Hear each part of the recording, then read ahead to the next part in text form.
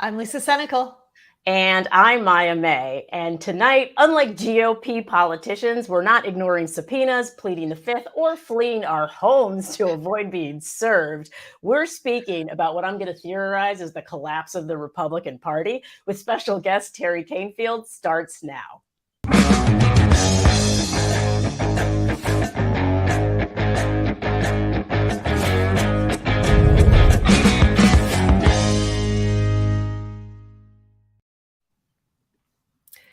Hey, everybody. Before we start the show tonight, we did want to take just a moment to let everyone know that our thoughts are with the people of Florida as they work to keep themselves and their families safe from Hurricane Ian. So scary right now, having made landfall this afternoon. This is one of those times when party labels mean absolutely nothing, and helping one another means everything. If you're in Florida, the Lincoln Project tweeted a list of resources earlier today, so please do check that out. If you're not in Florida and you can help, that same tweet has a list of aid organizations that you can give to.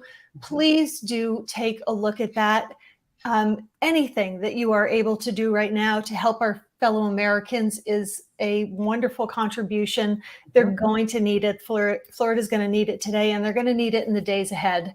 We're at our best when we come together. Right? And another way you can help your fellow Americans is by coming together for the midterms.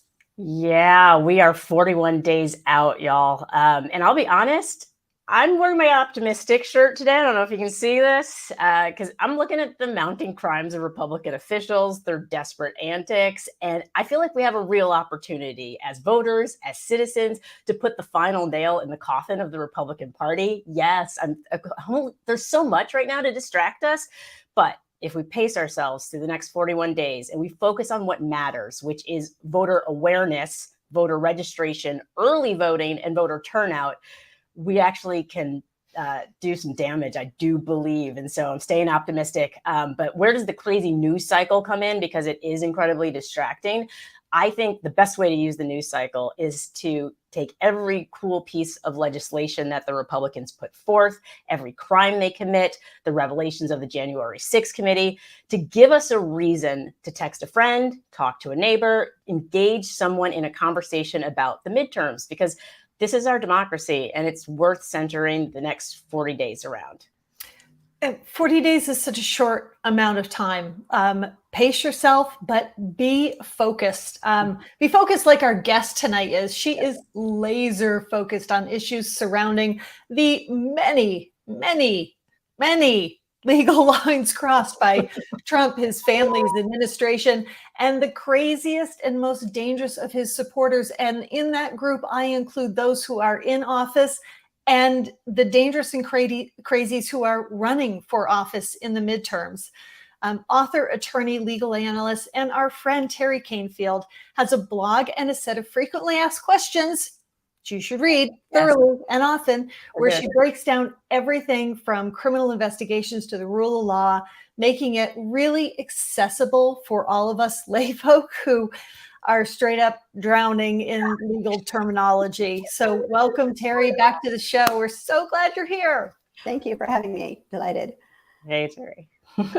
So in our last conversation, you shared an anecdote about clients not getting that they were in deep, hot water. It was delightful, really, to hear. But what behaviors shift as they come to that realization, and how might it affect a legal team's strategy? Well, ordinarily, in most circumstances, when a potential defendant, somebody who's under investigation, or when they understand that they're in serious trouble, they go through usually a process where they have to kind of reevaluate their beliefs and what they think might happen, and maybe get a more realistic view of the situation they're in. And at that point, they usually will listen to advice from legal counsel. That's when they usually start listening. That's normal circumstances. Right. I was going to say, exactly. Now, it could be hard sometimes. When I did appeals, a lot of the times, as an issue is being appealed, the case was continuing at the trial level. Mm-hmm. So it wasn't always a final appeal. And so sometimes clients had a very unrealistic sense of what could happen on appeal. Well, and based on Trump's truths, I don't know what counsel he is listening to, but it does seem like there's a parallel reality happening for him, the legal reality that perhaps he's trying to avoid by jumping into the truth world. So, well, and is anyone willing to tell him the truth? Will his legal counsel tell him the truth? Because we know what happens to people who tell Donald Trump things that they don't want to hear. Right. And he doesn't look to the fact is he doesn't look to his lawyers for legal advice. He looks to his lawyers for, all the way back, he's always used lawyers for, as a way to get around the law. And so he's never really taken legal advice. He's looking for lawyers who will do his bidding. And so lawyers stay only as long as they can. And one of the things that Trump has a few sort of issues with his lawyers, and his lawyers have a few issues with him. And one of them is he doesn't listen to advice, but he tends to turn his lawyers into, or he tries to turn his lawyers into accomplices or witnesses. They turn into witnesses. They become witnesses to the crime or accomplices to the crime. And so he's in an ordinary situation. Let's say Trump was a normal kind of client, and he knows that he had these top secret documents, and now he's basically busted with no defenses because he's burned all of his possible defenses. So now he's in big trouble, but there's no indictment yet. So ordinarily what would happen at this point is you make the client understand that they're in big trouble and they have no defenses. And this is going to be very difficult. They're probably not going to win. So you immediately start trying to strategize how to mitigate the damage to your client. So the sooner the federal system rewards people who plead guilty early, who enter deals, who don't put the government to the expense and the trouble of a trial. You're rewarded for that. And so pre-indictment is the best time to try to get your client out of trouble or to minimize the trouble. And plea deals and these sort of things work like any settlement for any kind of litigation, that both sides give a little bit. So Trump gets something? Right. Well, what you do is, right. I mean, see, that's the thing we're not in a normal situation, but this is normally what would happen. Normally you say, okay, let's be realistic here. You are being investigated for these crimes. You were caught red-handed. You have no defenses. And we have no hope of any of the usual sorts of things, like try to get rid of the evidence. He's trying that. It's not working. So what do we do? What do we do? At that point, you're trying to strategize with the client. This is what's going to happen. This is how many years you're looking at. This is the kind of indictment you're possibly looking at. Try to minimize it. Try to get him out of trouble. But I really can't. It's hard to see Trump doing that. I mean, I hate to say never, but it seems to me sometimes he would rather lose at the trial level and be a martyr of sorts. I mean, I don't. He seems like a man who's kind of pushing the limits. And from your blog, I love you called it cuckoo. You were like, this was cuckoo. Trump filed this lawsuit specifically asking for a special pre-indictment remedy, but now he's refusing to answer questions because it is pre-indictment. And so since this is kind of cuckoo and he's taken America along this ride, what is the best strategy for those of us who are following along to not get caught up in this craziness? Well, I think one way to understand maybe what Trump is doing is he's not afraid of facts. He doesn't really live in the factual world with the rest of us. And so I won't get into psychology. I don't know how much of that is, fake, how much of it is really truly crazy, but he really doesn't live in the factual world. And what he does is he writes a script basically, and then he tries to force everybody to become actors in the show. I get that analogy actually from Timothy Snyder. Said he writes a script, and the script that he tried to write was, I was raided and they planted evidence, and I should have been treated differently because I'm the president. And this was the script that he wrote, and Cannon went along with it, but Deary and the 11th Circuit didn't. but he's sort of playing to a different audience. He's playing to, and I guess I don't follow him on Truth Social or go there at all, but I understand he's getting more into these QAnon theories and he's getting crazier and crazier. But he's playing to an audience that is entirely unhinged from facts. And the strategy in any sort of, call it a fascist movement, is to unhinge us from facts, is to enter into a world that is post-factual, that there is no truth. So he's not in the world of truth and factuality. But I think what people need to remember, and even put it in your, kind of sear it there, is he doesn't do well in court. Right. He tends to lose in court.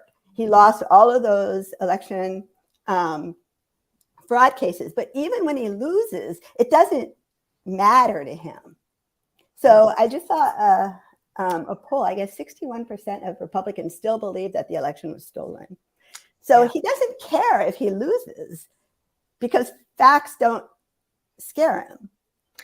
Yeah, I wonder, I mean, you don't get to decide whether or not, once you get into the legal system, that judges are going to look at facts and make rulings and decisions based on those facts, unless you're able to handpick a Florida judge to put in place before you leave the presidency, and then you can pick her to hear your cases. But he made the mistake of asking for this special master, and even handpicking the Judge Deary was his suggested option for a special master, and he got what he asked for. But I don't think he really understood what he was asking for.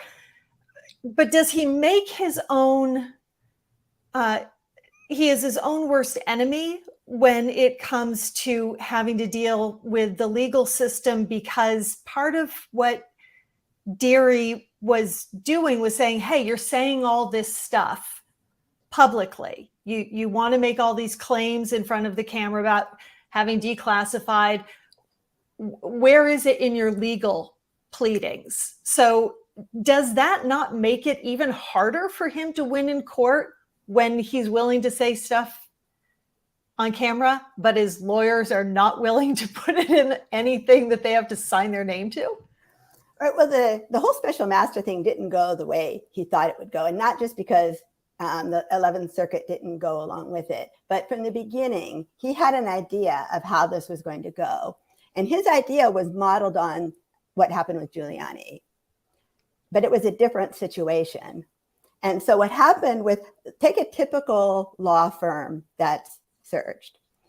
When the FBI goes into a law firm and says, we have evidence that this lawyer is committing crimes and that there's evidence of crime, not that the client committed crime, but that the lawyer committed crimes. So they go in and they take all of the documents. Now what happens is, this is when a special master can be appropriate, because the government doesn't actually want to look at anything that's privileged. Mm-hmm. Because if they look at something privileged, they taint the whole investigation. And so, for example, if the lawyer has strategy on how to deal with this case and DOJ looks at it, that's really unfair. So the DOJ says, we don't want to see any documents until it's been reviewed by a special master. So what Trump thought was going to happen is all the documents go here, mm-hmm. and one by one, they get handed back to the DOJ as they're approved, which is going to take 6 months.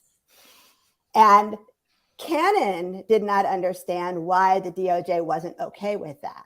And the DOJ said, we're not okay with that. And she said, but usually you are. And they explained, usually we are because we don't want to look at privileged stuff. But this is not that kind of case. This is all stolen. We don't have to worry about that here. And we have our own filter team inside. So the DOJ didn't. So what Trump thought was going to happen was, is this one okay? Yes or no? Yes. Is this one okay? Which would mean that it's going to take 6 months at least for the DOJ to get all of those. But I don't think it was just a delay tactic. I think he hoped to keep some of those documents from ever going to the DOJ, because that's what can happen. So that's the procedure he imagined. And that's because that was in his experience. That's what he has seen. But in this case, the DOJ had already looked at everything by the time he got around to it. And they're not going with that program. because he's not a law firm. He's also not a branch of government. He thinks he is. He might be like a branch of a tree. Yes, right. So I think the mistake he made was that he envisioned the process looking the way it ordinarily does with a law firm when the DOJ says, yes, we don't want to see anything until it's all approved. And so now what they're saying is, okay, right out of the bat, we want an affidavit for what, is this accurate? Right out of the bat, we want to know. And he doesn't want to say. Yeah. And now he's looking around like, what? Huh? I don't know. What? So what is he going to do? Is he going to take his marbles and go home? Is he going to, because Deary's not letting him get away with this, and the 11th Circuit so blasted Cannon that sort of put a damper on, on her, I guess, being on a knight on a white horse saving Trump, that they're not letting her do that. So I think that was the mistake, is that he actually thought it was going to follow a different procedure than it's following. So and he's not ready for this. I can't necessarily blame him. And we were talking about this before the show, because my brain hurts trying to understand these different legal processes that are in place. Like the first time I heard the word special master, I was like, the average American watching, we're trying to live our lives. We're trying to hopefully get ready for the midterms and focus on the elections. How do we do this when how do we have a better understanding of the law? Like, what's the layperson's law 101? What should we have done? Well, actually, I think high school should include a year of law school, because I think the government is all so complicated that people really do need to understand their rights. They need to understand basically how things work, and people don't. And I think some of the problem is how we get our information. And we're bombarded on social media with all kinds of I call them rage-inducing simplifications.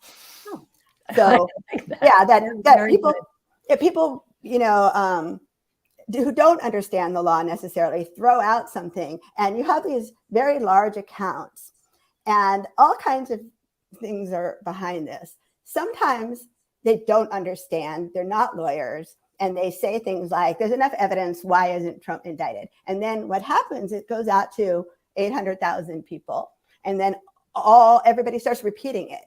And it's like, it feels sometimes like I'm trying to put out a forest fire with a squirt gun, because there's this forest fire, somebody put out this rage-inducing simplification. So everybody's enraged.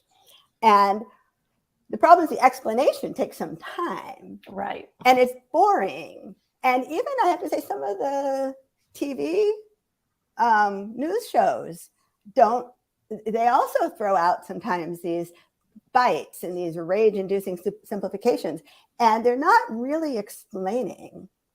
I know somebody who's a criminal defense, who's a former law professor at UCLA, who used to do TV analysis, and he stopped because he felt like he wasn't educating people. He was being encouraged to reflect back what people already thought.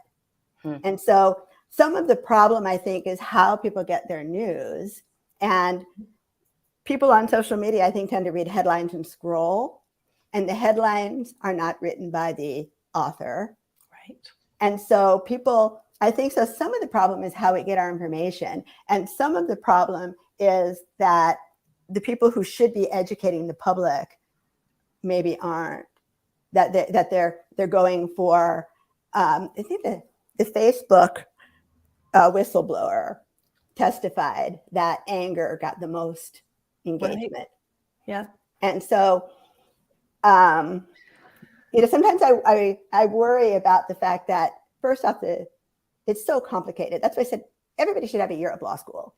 Yeah. 1 year of law school is part of high school. Get rid of whatever happens in 10th grade and give everybody a year of law school, because you don't really, you need that more than geometry, right? I mean, maybe not, but more than I needed geometry. The mathematicians will be all over me for this. Yeah. But Sorry, math people. Yeah, whatever. But so that people have a basic understanding, at least of the words, that how criminal investigations work, what happens if you're arrested, what procedures mean, really what rule of law means, and that it doesn't mean like throw people in jail. It's process, it's procedure.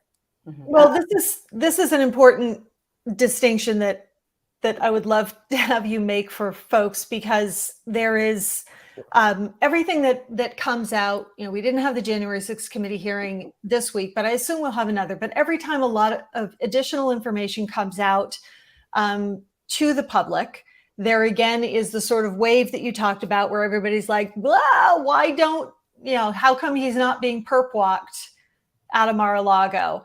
And then the reflexive next thing that seems to happen is people are complaining about the DOJ isn't doing anything. They're not taking this seriously. Can you explain for folks why it is that at times it appears the DOJ is doing far less than the January 6th committee?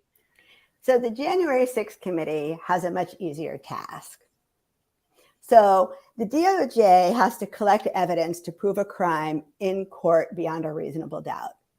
And they also have to protect the civil rights of the people who they're investigating. So there are strict rules. They are not permitted, it's criminal actually, to release to the public what happens in a grand jury. Now, grand jury witnesses can talk, but the DOJ can't. And so the DOJ has a very difficult job. And they also, all the evidence that they collect has to be admissible in court. So there are standards. We have rules of evidence. I had actually someone said there's enough evidence out on Google to convict him. It's like, well, there's no Google exception, right? There's no Google exception to the federal rules of evidence. Okay, so they have to have evidence that meets legal standards, and they have to have witnesses able to withstand cross-examination, and they have to prove the case to a jury beyond a reasonable doubt. So that's one difference. The committee is educating the public. The witnesses don't have to be cross-examined. The witnesses, they don't have to follow the rules of evidence. They can, and a lot of times it's all confused, because sometimes one of the members of the committee will start talking and tell you what happened. Well, that's actually not evidence, but it's information.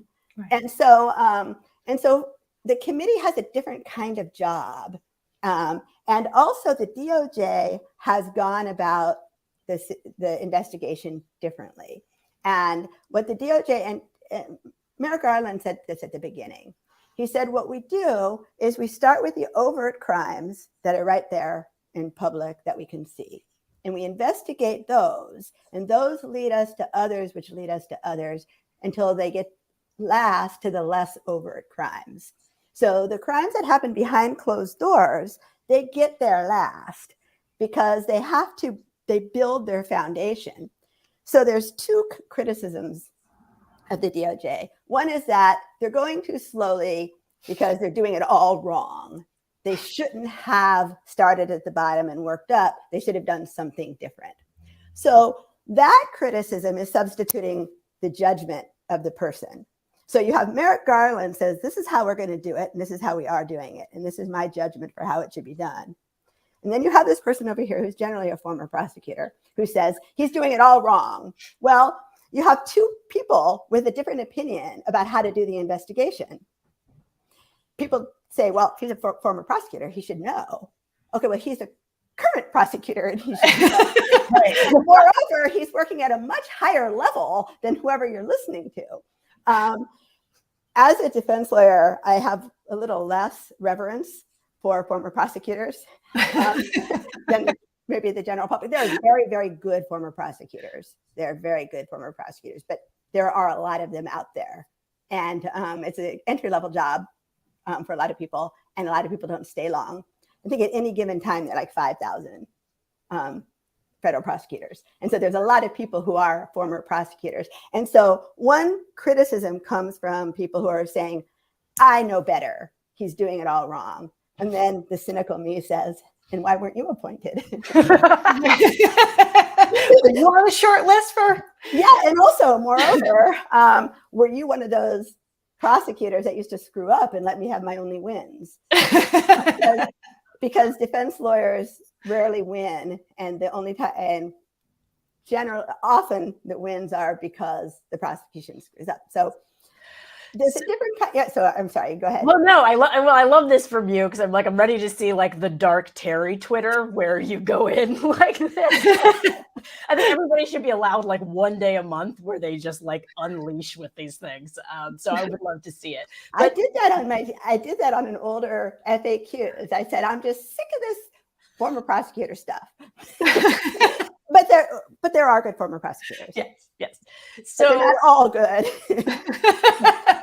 So, and that is the question that everybody's asking is what's going to take to indict this guy? What's it going to take? And so I know you don't like to make predictions and things like that, but like what will it take? And which crime? And which crime? Yeah, because there's so many. Actually, the question is which first? Right. Which first? So what it takes is for the investigation to be finished. So it's not a matter of do you have enough evidence? It's a matter of is the investigation at a stage where you can indict? And here's why. You don't want to indict on incomplete facts. So one of the problems that Trump has right now is he had a simple question, you know, give us back the documents. And he's given 6 different answers. I don't have any, right? Oops, I declassified them. If you give 6 different explanations, then you start to lose your credibility. So think about how much what we thought a year ago. We did not have any idea that there was a telephone call between the White House and the insurrectionists, for example. We had what we thought a year ago, or actually shortly after the insurrection, what we thought was that Trump riled up the crowd with his speech, and then they went and they attacked. Well, then we find out, so what if we indict on that? So you say, we can prove that his speech riled up that crowd. And that's actually a difficult argument to make because of the First Amendment.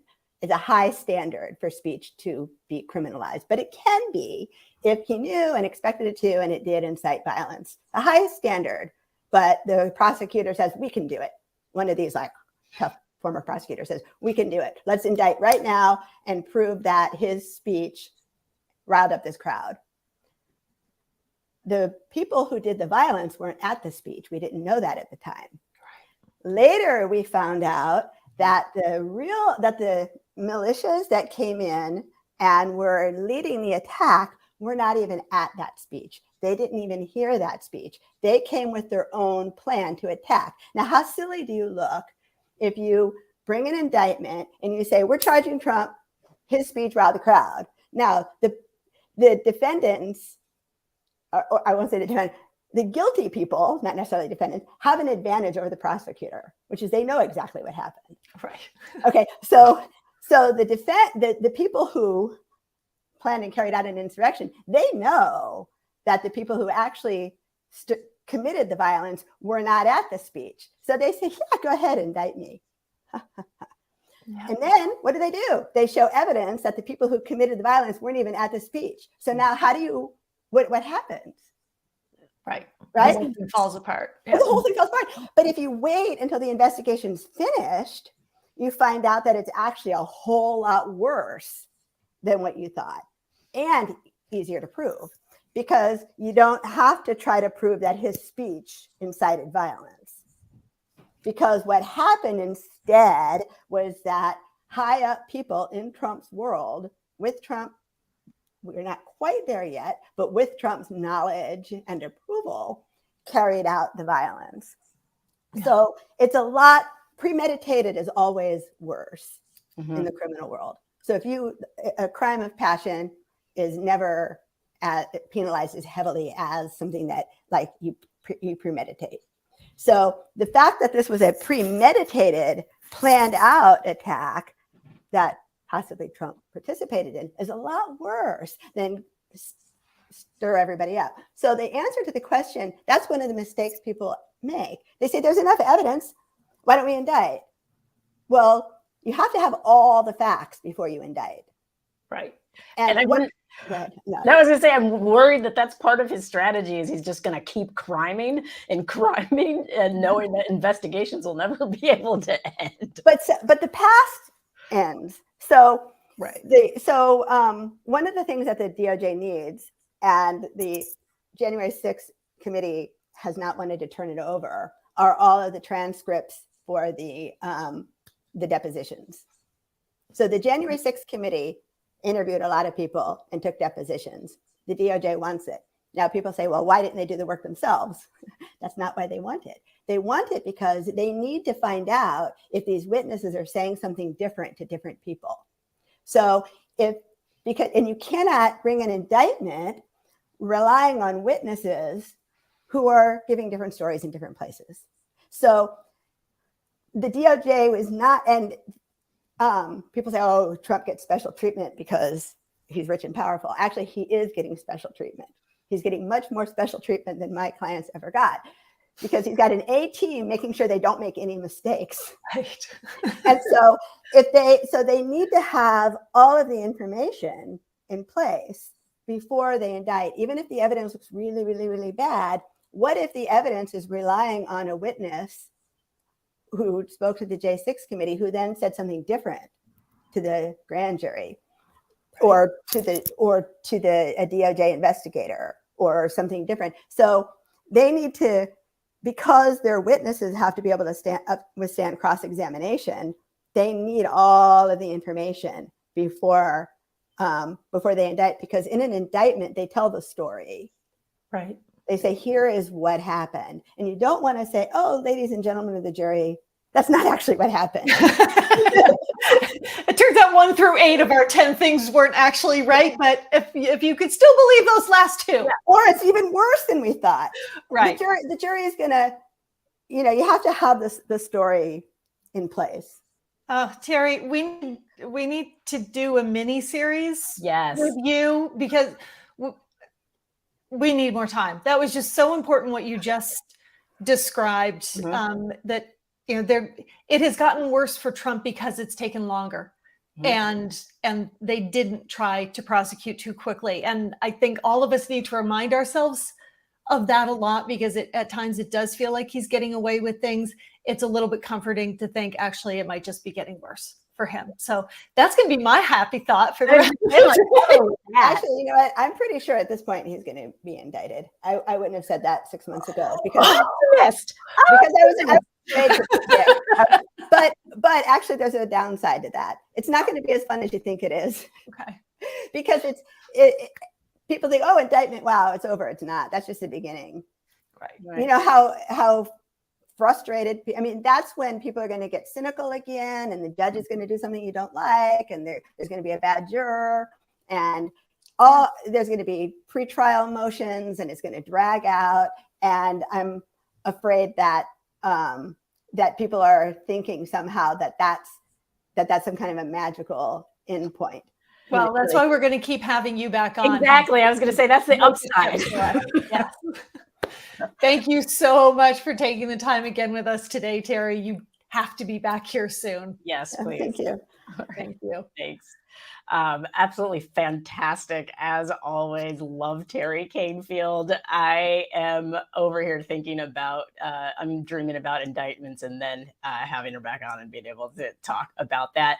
And again, we didn't get a chance to talk about the criming across the board of the Republican Party, but I feel like we're seeing so many crimes that it's really going to catch up with them. And that's why it is so important that we show up for the midterms and make sure that we are voting en masse, because they're in disarray. The Republicans are in complete criming disarray. So they are. And it's so important to not just eke out some wins.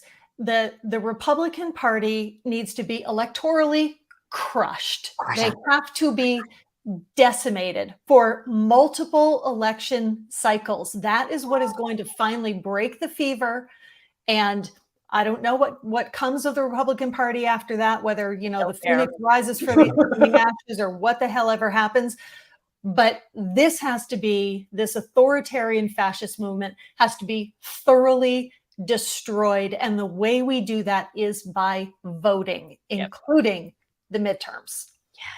Yes. Well said. There's a lot at stake, as you all know, since you are watching, and we thank you for watching. Please follow us. You can follow Lisa at LC Senecal, me at Maya on Stage and all platforms. And of course, if you can donate, that is amazing because we don't sell ads. Everything that we do is made possible by you. And so please donate, share, make sure your friends are registered to vote, all of the things. And then please join me tonight, right after this, and LP Senior Advisor Trygve Olsen and the Executive Director of Souls of the Polls, Reverend Greg Lewis. We're going to have a Twitter space, State of the Race, Wisconsin. So that's going to be a ton of fun. So please join us for that.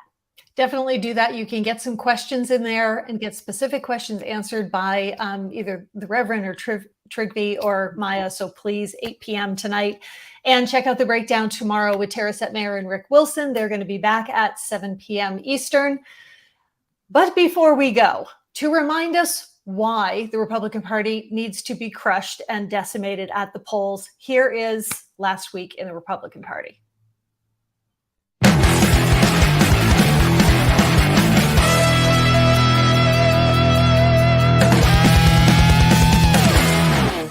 If you're the president of the United States, you can declassify just by saying it's declassified, even by thinking about it. There should never have been separation between church and state, saith the Lord. Why not more details in this plan?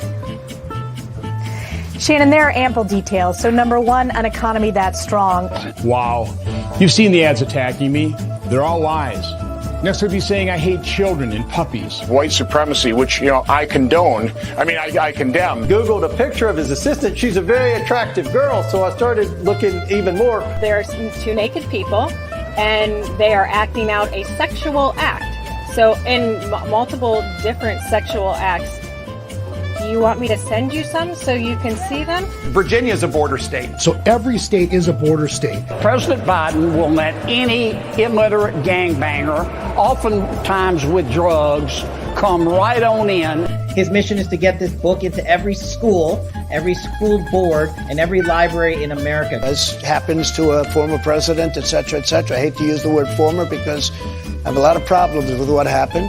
You're familiar with 911. It was in your backyard, but on 911, we lost 3,000 Americans. We need to have something like a white uprising. Once injected with the so-called vaccine, you become connected to the Internet of Things, and you can be mind controlled by artificial intelligence. I said I tried to rid the state of Minnesota of drugs by doing them all. This White House press secretary is terrible. And yet we won't talk about it in the media or in Washington, D.C. because she's black and lesbian. I think they took my will. I found out yesterday. I said, where is it? Am I in it? I think they took my will. Could cause a lot of problems. No. Literally, I walked onto a plane. Somebody yells, "Let's go, Brandon." It was kind of funny thing. Within a minute, the whole plane is chanting USA, USA, USA. Elect Trump one more time and then stop having elections. And let's go in that helicopter and go hog hunting. Enter to win now.